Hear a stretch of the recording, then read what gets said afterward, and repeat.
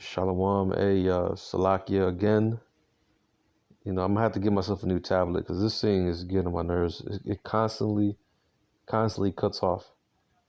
I'm in the middle of talking and this thing just cuts off. I don't know what the hell's going on with this.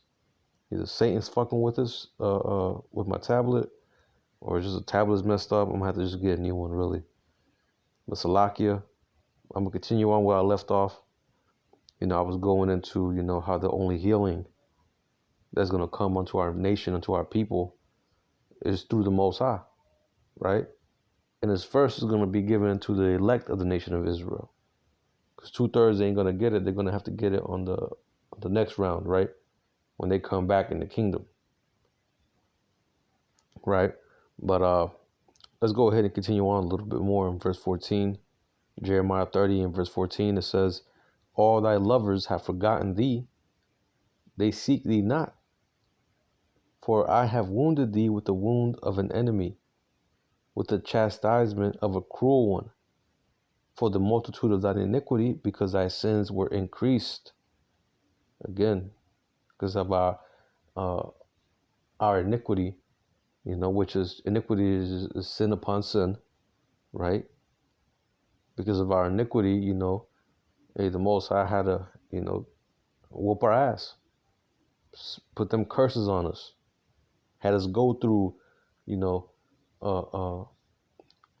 slavery, have us go through various grievous deaths, right? Have us suffering in the condition that we're in right now. It's all because of us, because we fell off, right? And as a matter of fact, let me get this in the book of Deuteronomy. The book of Deuteronomy, chapter 28, and verse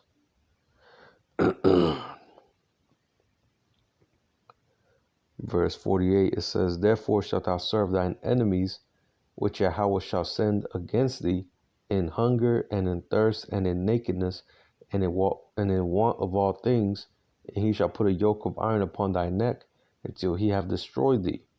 And isn't that what our enemies have done to us? Completely destroyed us.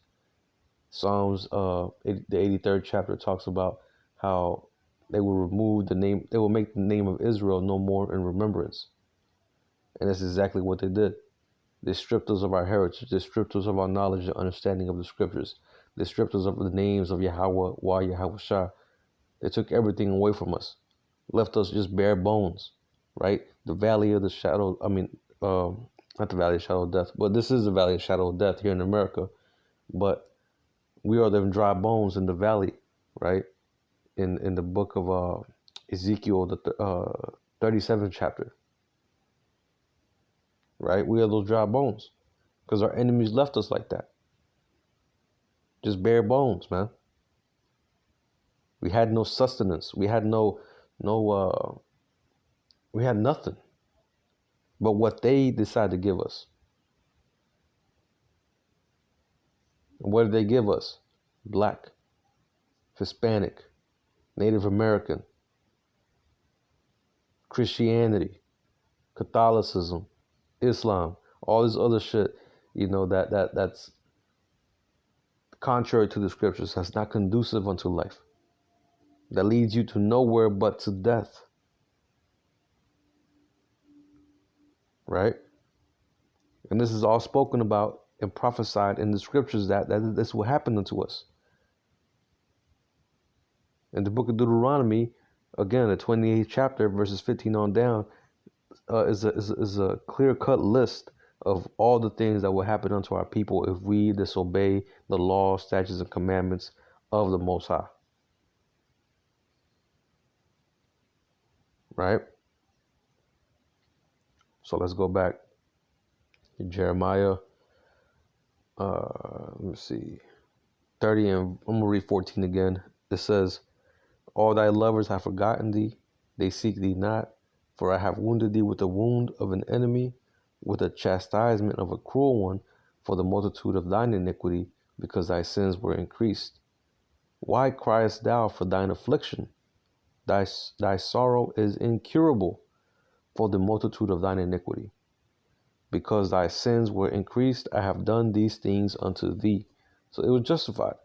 It was all justified. The book of Daniel 9 and verse 11, it says it plainly. It says, yea, all Israel have transgressed thy law, even by departing, that they might not obey thy voice. Therefore the curse is poured upon us, and the oath that is written in the law of Moses, the servant of the Most High, because we have sinned against him. See, those are the wounds. Those are the bruises, the putrefying sores, right? So let's go back. Jeremiah 30 and verse 16. It says, therefore, before I go there, let me touch on, our enemies. Let's go to Luke, because even those sores is even talked about in this parable of Lazarus.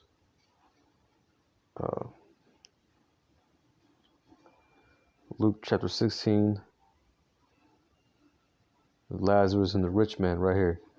I'm just going to start at verse 19. It says, Luke 16 and 19, it says, there was a certain rich man, which was clothed in purple and fine linen, and fared sumptuously every day. And there was a certain beggar named Lazarus, which was laid at his gate full of sores. And those are the sores, right? Lazarus symbolizing the nation of Israel.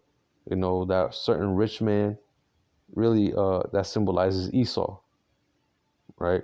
The wicked. But verse 21, it says, in desiring to be fed with the crumbs which fell from the rich man's table, moreover the dogs came and licked his sores. And that's Jake, man. Jake is always constantly, trying to get a little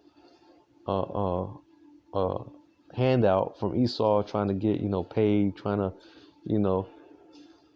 because again, we're living in captivity. I just read Deuteronomy, the 28th chapter, in the 48th verse, how we would live in, serve our enemies for want of all things, right? And want of all things meaning everything. Everything we receive is from our enemies, primarily Esau, Edom, right? The so-called white man. And Jake is always right there just getting crumbs out of Esau.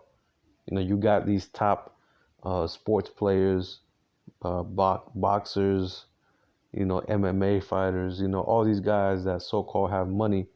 Really, these millions of dollars, nothing but crumbs compared to what these top elite got. They got trillions. You got trillions, then you got billions, and then you got millions. Millions is nothing. That's chump change unto them, right? That's nothing but crumbs. But then you got Jake always trying to, get fed, man, trying to get a little something off of them. But it says, moreover, the dogs came and licked his sores, right? Here in the latter part of